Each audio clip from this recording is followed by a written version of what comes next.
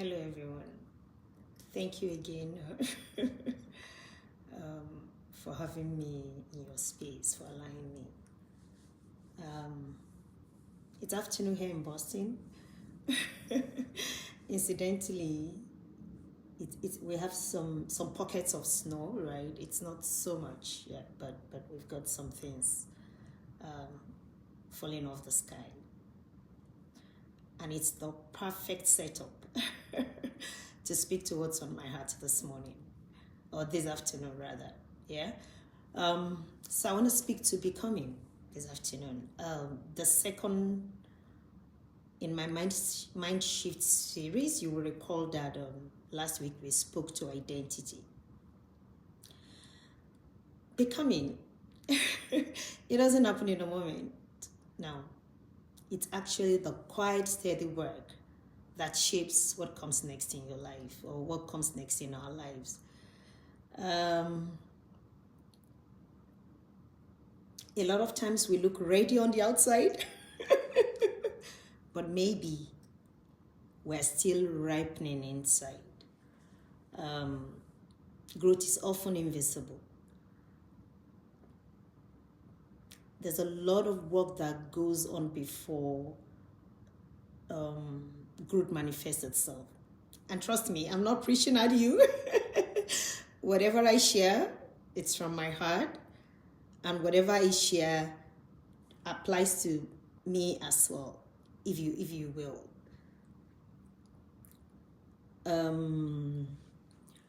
I was using the snow analogy. It's amazing that there's nothing we could have done or that anyone can do, if you will, to make it snow when it's not winter, right? The irony is when it snows, it can be uncomfortable sometimes. You know, it's wet, it's cold. Of course, everyone knows that it's wet. You have to dress in a particular way to work. You're hooded, you're tired, it's very uncomfortable. The way we become is similar to that. As you grow, whether it's in grace, whether it's in stature, whether it's in a particular skill area, you have uncomfortable moments, right? The stretching, the repetition, that tendency to do, and you're asking yourself, all these things we're doing, where is it leading, right? Incidentally, science calls it neuroplasticity. I think it's a term that I'm learning. The ability for the brain to rewire itself because of repetition. What that means is, as you grow, as things change, as you repeat, as you persevere, as you give it everything that you've got, something changes in your brain. Can you imagine? Because you're becoming. So this difficult moment, this transition that you're navigating and you're tired, is not wasted season. Something is happening inside you. Think of a fruit. It doesn't ripen just because you watch it. So you see maybe a mango tree or whatever it is that is the fruit that you love. I love mangoes, right? And I love agbaluma. I don't know what that is called in English. Is it cherry? Whatever. So it doesn't ripen just because you watch it, but it ripens in its season, right? Because you give it time, and when it does ripen, it releases its sweetness. It just releases it. If you have ever tasted a fruit, and I don't know why I thought of agbaluma. Somebody help me. I think that is it cherries? I'm not sure. If you have ever tasted an agbaluma, you can Google it. If you have ever tasted that fruit when it's not ripe, oh la la, you know what I'm speaking to. It totally configures your mouth space, if you allow me. That's what this difficult season is doing. It's configuring your mind. It's configuring your brain. It's providing the propellant that you need for the next season of life. When something is not ready, it resists you. Yeah, it resists. When you don't have the right key, a door resists you.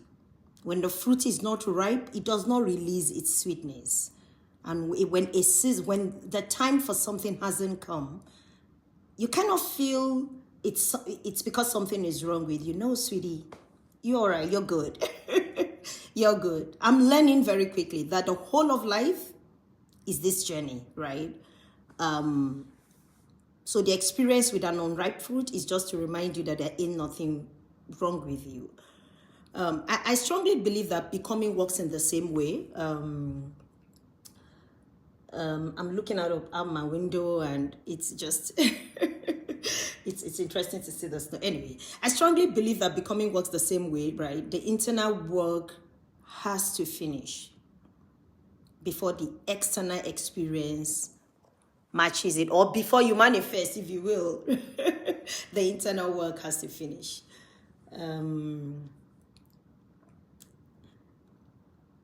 Every dream in your heart, every goal, every breakthrough. What else is there? Is rooted in becoming. Is rooted in becoming. Whether it's a business that you have started or you're about to start, you need to give it time, right? Whether it's a skill, it will take a while for you to begin to before you begin to demonstrate progress. And whether it's your career, right? You don't achieve confidence, you become confident, as in you grow into it. Just the way you don't achieve leadership, right? You grow into it. You can choose to become a better version of you, a better influencer, a better leader. Incidentally, you can achieve success, but if you're going to sustain that success, you will also need time. And a lot of times, the skills that you learn and the evolution that's happened in your life as you were becoming, I'm fascinated by a few things around me here, is really what informs your success. So this afternoon, I just decided to get on your page, if you will, or your space, and I just want to say that remember to tend your garden, right? If I love roses. I love orchids as well. And if they're gonna bloom, if you're gonna see something that it's really beautiful out of those, you need to give it time. Yeah. And while you're going through that season,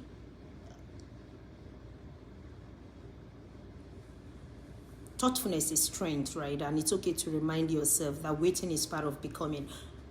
On my personal journey, I'm in that stage, or I'm learning, because again, it's a continuous process, that there's nothing wrong with me, right? There's nothing wrong with me. I'm just becoming. And I just want to encourage someone this afternoon that there's nothing wrong with you. You're not unskilled. You're not unqualified. There's nothing like, maybe I don't belong, right? And there's nothing like, this place is not for people like us. You need to throw those thought patterns off and realize that it's just a matter of time, and in a little while, day will break. Enjoy what's left of your weekend, and thank you.